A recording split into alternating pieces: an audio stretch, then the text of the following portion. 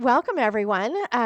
This is kind of a season for us where we have a lot of first-time visitors to the party line, which is a lot of fun for me because I get to know some new designers. Not that I don't love the ones who are returning for the third or fourth time since we've started doing live events, but I there's something very special about having our first-time visitors come and join us here on the party line. So thank you all for being here to meet Lucy Main Tweed, who is probably a new name to you in the knitting universe. So welcome, Lucy. Welcome. I'm so glad to have you here today. Thank you very much. It's a pleasure for me. So now, Lucy, you come to the knitting publishing universe from a very different place than most of our guests do. Can you tell us how you how what your journey was to becoming an author? Okay. Well, I was in the fashion industry for about close to 40 years, starting in the mid 70s and working for, at the time, a large department store group that was involved with all of the major department stores in the U.S. At the time, and even some around the world. Unfortunately, with the world being the way it is, all of those department stores are basically gone, and Macy's is one of the few that remains, and people like Nordstrom. But in the 70s, it was where all the action was, and I worked for a large buying office and got into the fashion industry that way. That took me to living in Hong Kong for approximately 5 years, and then I returned to the U.S. in the late 80s, and then worked for some companies with recognizable names such as Evan Picone, Chouse, J. Crew, and then the last 15 years of my career I spent with Talbot's in Hingham, Massachusetts, which is just south of Boston. During that time, I was a little bit more of a needle pointer than I was a knitter because it was easy to take with me on my trips, and it was a great ally during long layovers in airports and waking up in the middle of the night with jet lag. And in 1988, not 1988, excuse me, about 5 years ago, I was parting with Talbot's as part of an executive layoff, and I was speaking with my mom, and she said, you used to knit, so why don't you start knitting again, because you've done every type of needlepoint known to man. So I thought, all right, I'll try.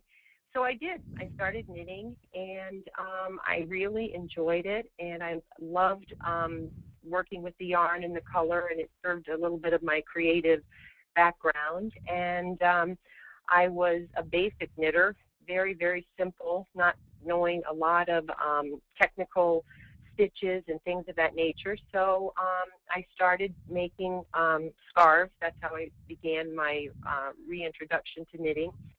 And soon thereafter, I found that my creative talent was not being served as I wanted it to be. And I got the idea one day of making a scarf with my initials.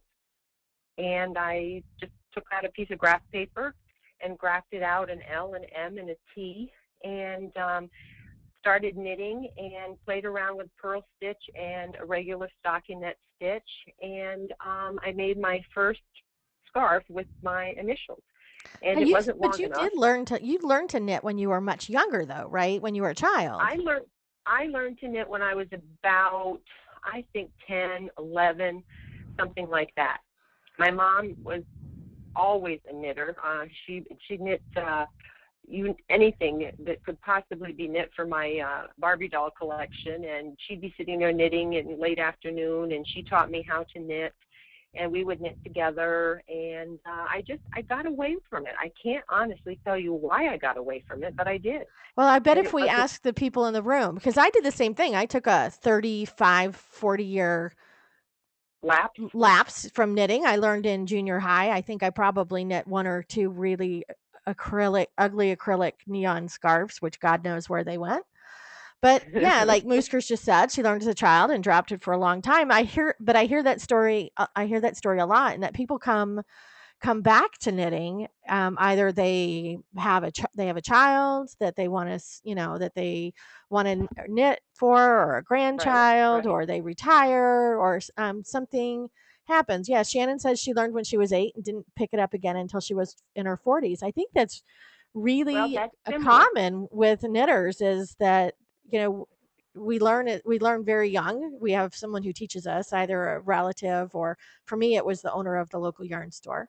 And then, we get interested in boys, and we get distracted and we have Yes, jobs and we go to other school, and priorities. yeah, and then it just seems to it comes back to us, I think, when we need a little sanity in our lives, is my Isn't it thought. amazing though? What I found so amazing was that I remembered it. There are other things that I did when I was 8 years old or 10 years old that if I had reattempted, I don't know that I could remember it, but I did remember it. And I think that's one of the great things about knitting. And I think a lot of people have had that experience. I hadn't knit in so long. I bought a little book, but and then I bought needles and yarn, and the book made no sense to me, but I just closed my eyes and I cast on and started knitting.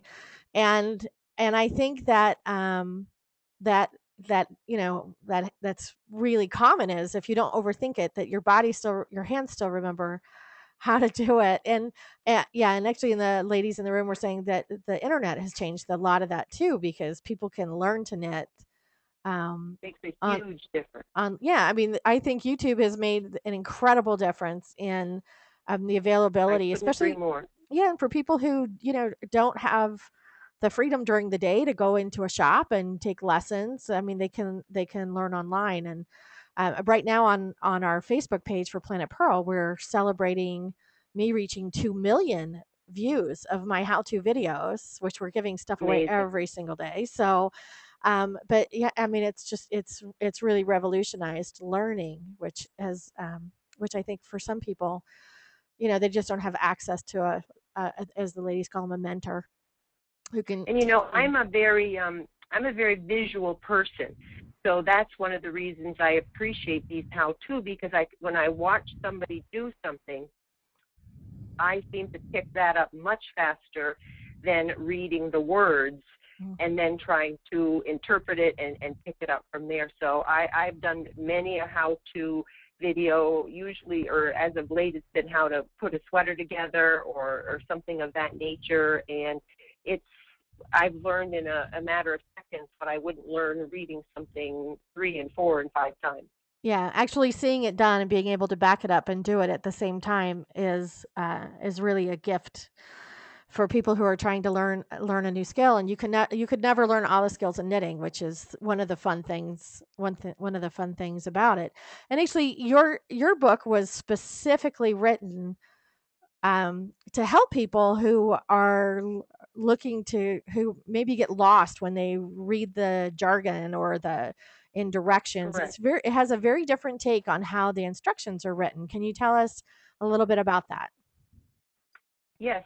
When I was starting out again, I did reach a point where I thought, okay, I'm going to go and buy a pattern or buy a knitting book and use that to branch out and do something a little bit more challenging.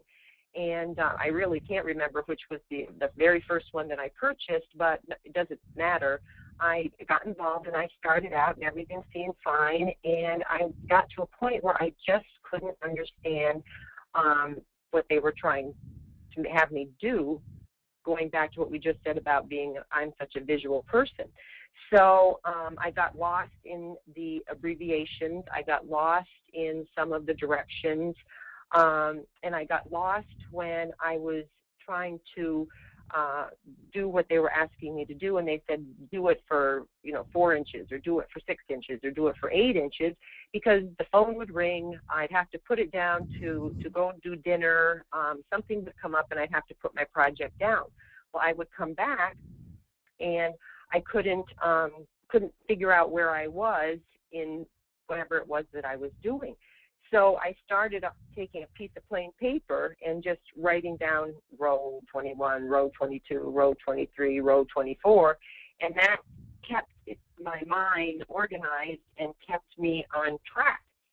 So when I did get to the point where idea of a book came into my life from a friend of mine, I thought, you know what, I'm going to do it in a little bit different way than the norm, because this is the problem that I faced. And if I hadn't come up with an alternative idea, I fear that I would have dropped knitting again, for one reason or another. So when I did put the book together, it was from all of the various things that I had made. And while I was making them, I was literally keeping track of every single solitary row. The second reason that it's done by row is to allow the purchaser of the book or the user of the book to custom the various patterns with their own initials. So the background, we'll call it, is rather generic, but you make it your own by changing the LMT to your own initials. Oh, you And mean we're not supposed the to all knit them with your initials? no, you're not supposed to knit them with my initials. They're all supposed to be one of a kind. Yeah. And so that was the other reason for it. And I thought that I did a little bit of research when I was doing this, and I didn't really, in my research, find any other books that were done that way. As I said to you, Beth, I am a novice knitter, but I had this need that I wanted to have something that looked a little bit better or a little bit higher level than novice. And this is the way that I was able to service that. Yeah, and I think for especially children love having things that are special to them that have their I agree. initials or their names on it. And there's something about that. And as a gift, it's such a personal thing because obviously you couldn't have gone out and purchased it since if it has Correct. people's initials on it. So let's take a peek. I know there are 18 projects in the book, I think, if I'm right. Yep.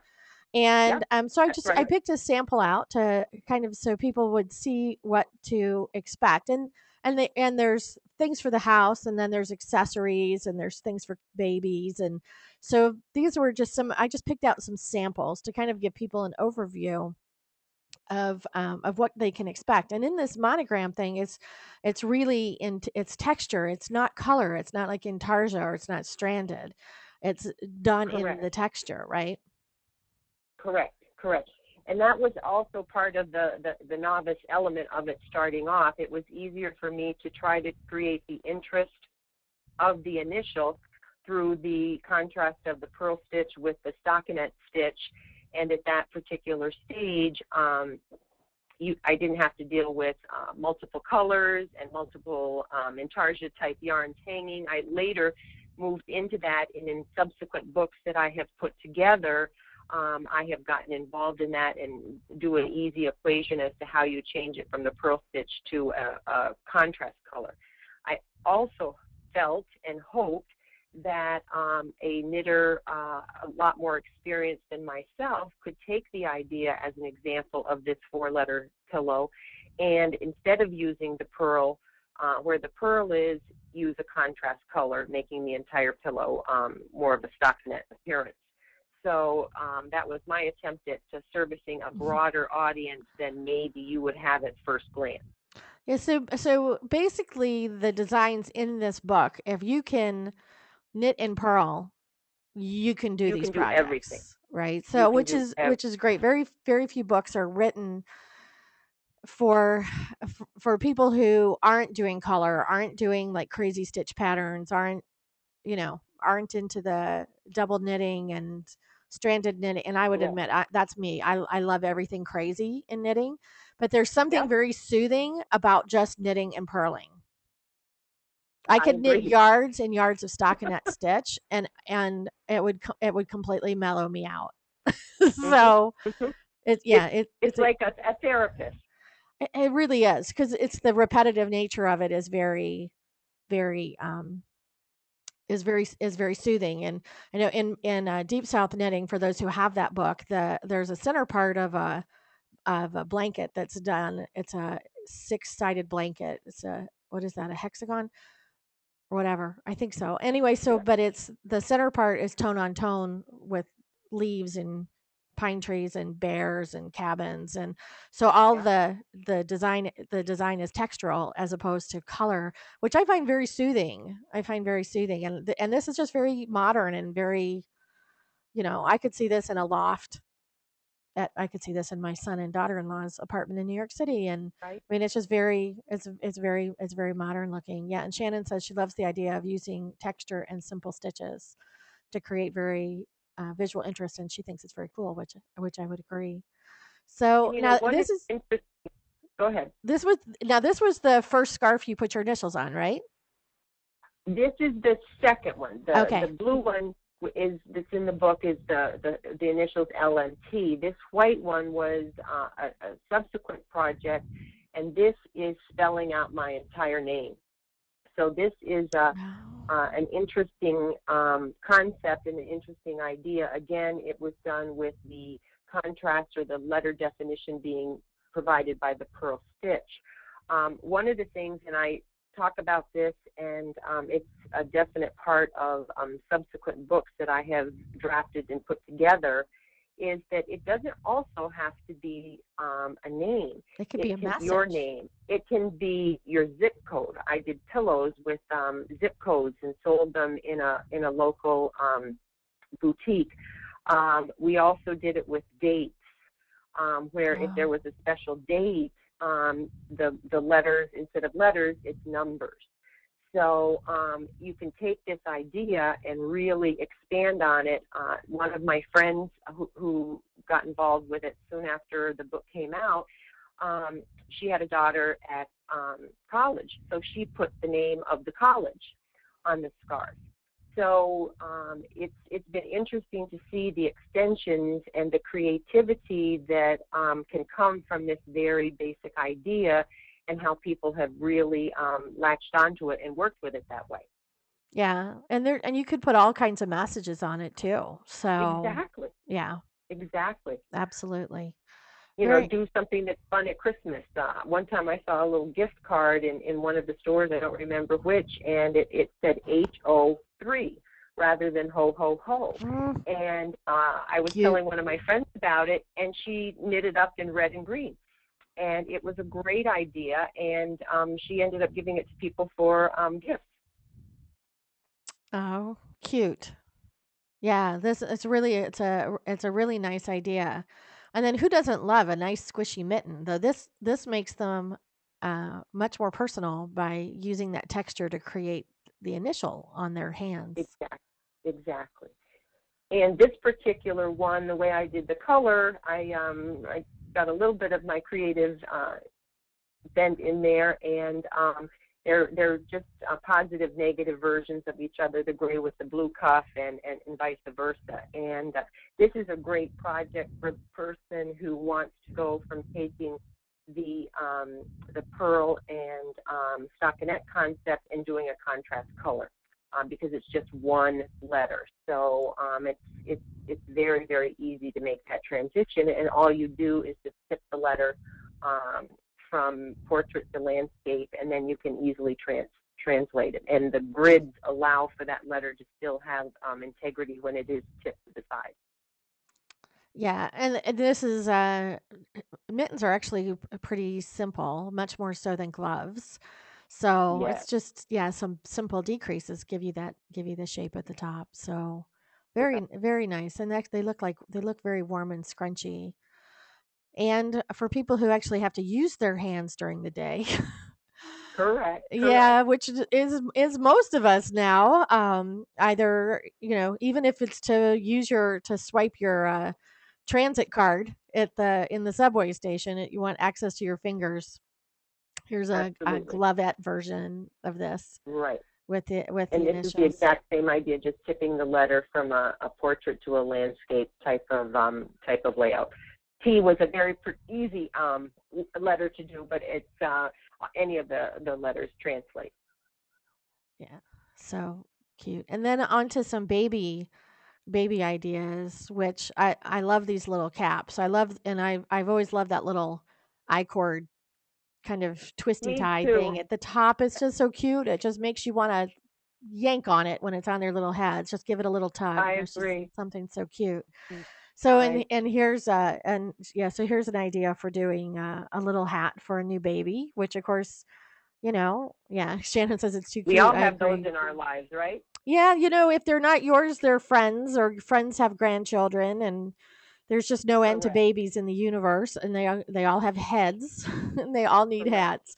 So, but especially once the parents have chosen a name, it's such a big deal. Naming a baby, to do something with initials is always sweet too. So very Well, it cute. makes your gift special, I think. Oh, I absolutely agree. And then it's that baby's hat and if it survives infancy, it can get put away for them in their memory box, because their brother or sister or whoever else comes along is going to get their own initial and their own hat and their own name. So, and this is really cute with the initials, with the letters and the heart, for a little knitted Right. cube, and Right. and And that's and a lovely very easy gift. to put together, and it's a great thing for a beginner in terms of putting things together. And it's a fun thing to also do the date of birth. Oh yeah. And for a shower gift, you could do love and then the hearts on both ends, or you could do baby and the Correct. hearts on both ends. And if they know it's a boy or a Correct. girl, you could do it in color, and it's just precious. So very precious. And this was so cute, the I love you with a heart on the side. And Right. yeah, and I love how the decreases create such an interesting shape at the top, where you can really see it in this yarn. Right. Has a very distinct stitch definition on it. It's really Correct. really cute. And then So this was intended to also, it can be I love you if you don't know the initials of the child, depending upon when you're doing it, or this is a perfect template for the first initial and the last initial of the baby's name. So you'd have, L and then T with the heart in the middle if you were doing it with my name. So it's a fun template to do as is if you don't know the name, and then if you do, you can adjust it and really personalize it. yeah, very very nice. I love that yarn too. So now, for people who would like to follow you on the internet, let me see. Thought I was there. Oh, my computer is really not happy. Uh-oh. No, it's slow. I think my internet connection up here in the mountains occasionally. Well, you don't want to see that. Well, maybe you do. That's my son. Um, we have your oh my goodness, it's like gone. You can follow.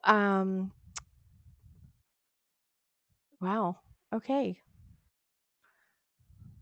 I can't even. I'm just gonna take everybody there. You, yeah. It's disappeared.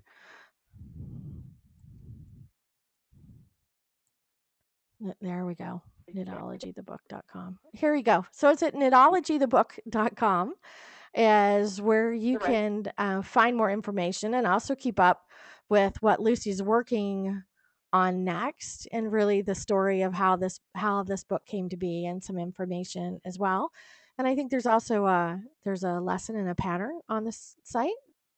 Correct. Yeah, so that people can come and test it out. And now that they see what's in the book and see, and I think the thing too is, what a great gift to give somebody who doesn't knit, to give them this with a gift certificate for beginning lessons, right? You're going to teach them how to Absolutely. cast on, knit, and purl, That's and that's give them this exactly as a right. gift, and that actually saves you from having to knit them anything.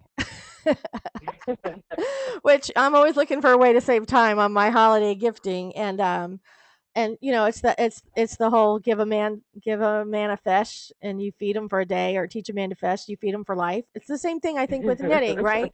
Give them a book that they'll Absolutely. understand, and some yarn and needles and a gift certificate for you to teach them the basics, and you have a perfect gift for someone. And it's a gift that if they take to knitting, or even if they don't, and they'll end up coming back to it in 30 years, like we all do, is that you'll give them the gift of knitting for life, which is a really an amazing gift to give somebody, right? So I think it is. yeah, and so And for it's a those, great thing for a grandmother with a granddaughter. oh yeah, It's absolutely. really a wonderful thing for someone such is that to pass on to the next generation their love of knitting and do it in a fun way. Yeah, I agree. And it's one of those and it's I think it all comes back to you. I've taught so many people how to knit, and some of them have taught other people how to knit. And that, I mean, it's we're all part of that history then, which is I think is a special gift to give yourself as well to teach somebody else to knit. So, not to mention it can be a lot of fun, and then you have somebody to go yarn shopping with, Absolutely, which is a absolutely. You can really have fun together. yeah, which is a great thing. Create your own personal knitting group. So, for those who would like to purchase a copy, of course, you can. I do encourage you to go to your local yarn store and help support them by purchasing your book there. But if not, remember, if you click through the Planet Pearl books, if you click through that section, if you click on anything and go to Amazon, it'll take you to Amazon. You can buy whatever you want, and everything you buy, we get a tiny little commission on, which does help keep us bringing events like this um, to you, which I know you appreciate, and they're a lot of fun to do as well. And we get to meet some new and interesting people like Lucy Main Tweet. So thank you so much, Lucy, for being here today and telling us about your journey to knitting and coming back to knitting. And for Thank sharing you. sharing your book with us today. I really appreciate it. And of course, we are going to give away a copy. And as soon as I sign off from recording, we are going to so people hang out in the room for a few minutes, and we're going to give away a copy of the book to someone in the room. So, and don't forget to check in on our Facebook giveaway. And actually, we have another copy of Knitologie being given away later in the month. So you don't want to miss the giveaways on Planet Pearl's Facebook page. So thank you again, Lucy. It was really delightful to meet you, and I hope you'll come back with the next book. I hope I will, and I really appreciate it as well. And for those out there, I really hope you take a stab at it. I think you'll really have a lot of fun with it. Oh, well, thank you so much. And you're getting thank yous in the room. So thanks, Lucy. Take care. Everybody, don't leave the You room. I got too. stuff to give away. Take care. Okay. Bye. Bye-bye.